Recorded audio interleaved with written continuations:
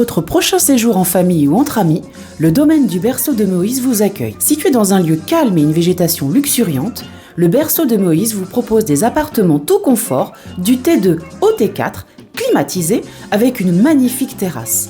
La détente est assurée autour de sa piscine et de son jacuzzi. Réservation au 05 90 81 64 28 ou au 06 43 87 30 15.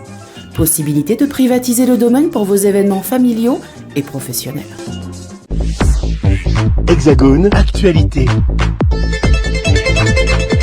Outre-mer News, je me trouve au Sénat pour un colloque organisé cet après-midi par l'Union sociale pour l'habitat outre-mer ayant pour thème le logement social ultramarin. Ce colloque réunit les élus des outre-mer, les parlementaires, l'État ainsi que les professionnels du secteur. Ce fut l'occasion de traiter des questions liées à la crise du logement outre-mer. Je vous propose d'écouter les quelques réactions recueillies pour vous suite à ce colloque. Le logement social, je vous le disais, au cœur d'un colloque ici au Sénat cet après-midi avec la présence de nombreux élus. J'ai à ma compagnie Justin Porphy, qui est le président de l'Association des maires de Martinique. Un problème qui concerne bien évidemment la Martinique, le logement social, M. Porphy. Oui, ça concerne la Martinique énormément et tous les autres territoires, puisque, comme vous l'avez vu vous-même tout à l'heure, ce qui a été présenté, c'est on va dire, un périple qui a été réalisé par l'UCHOM, de réaliser sur chaque territoire un véritable diagnostic de la situation. Et chaque territoire a fait remonter leurs problématiques respectives. Et aujourd'hui, en fait, on a la synthèse de ce qui s'est dit, tout en continuant à se poser des questions sur la question de l'efficience, de la pertinence de la territorialisation, en y rajoutant des problématiques comme la proximité, le logement localisé. Et que je reste persuadé aujourd'hui, quand on écoute les intervenants, que nous avons la même volonté. Par contre, il faut absolument tenir compte des réalités qui ne sont pas forcément les mêmes. Quand vous avez des dynamiques démographiques en Guyane, vous avez en Martinique des dynamiques qui sont inverses. Et par conséquent, on doit tenir compte de la façon de construire pour permettre de plus construire, mais de mieux construire. Il en manque beaucoup de logements sociaux actuellement en Martinique. Vous savez, il en manquera toujours, même quand la population diminue. C'est assez marrant, effectivement. Mais pour être plus sérieux, c'est-à-dire qu'en fait, ce qui se passe, c'est qu'on a constaté depuis les 15 dernières années, qu'il y a eu un fort taux une impulsion de la décohabitation. D'un côté, vous avez des enfants qui ont aspiré fortement à devenir locataires ou en tout cas vivre chez eux. Et puis, il y a un effet inverse qu'on vit actuellement en Martinique, c'est que vous avez des familles qui avaient de grandes familles et qui avaient de grands logements. Et les personnes âgées aujourd'hui aspirent en fait à passer sur des T2, des T1, sortir des F4 et des F5 et venir sur des petits logements, sortir donc d'un loyer relativement excessif parce que leur situation de vie a changé. Et ils n'ont plus le même niveau de vie, le même revenu.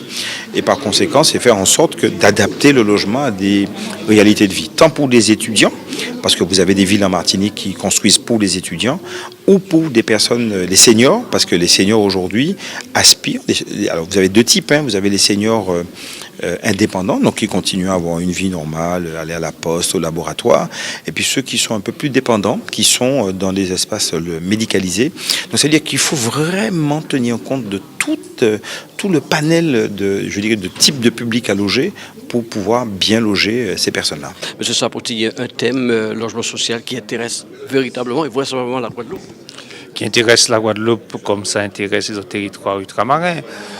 Qui intéresse la Guadeloupe parce que, comme je le disais, comme je l'ai dit dans mon discours tout à l'heure, se loger ne se résume pas uniquement à construire un toit.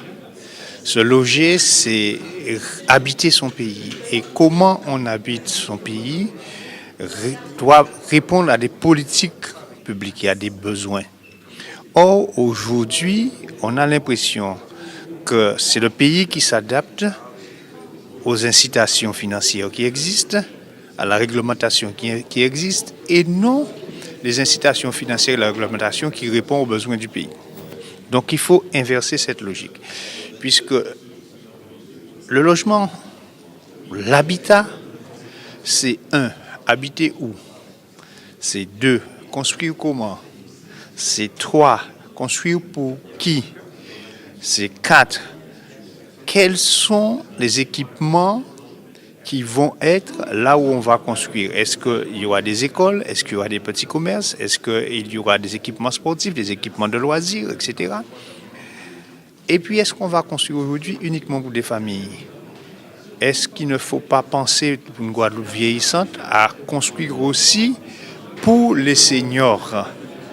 La mixité sociale, c'est l'équilibre du territoire, les problèmes liés à la mobilité, le lieu où on construit, c'est l'équilibre du territoire. Vous voyez que la politique du logement, c'est la politique de l'habitat de manière globale, c'est comment on habite son pays, c'est une politique de peuplement.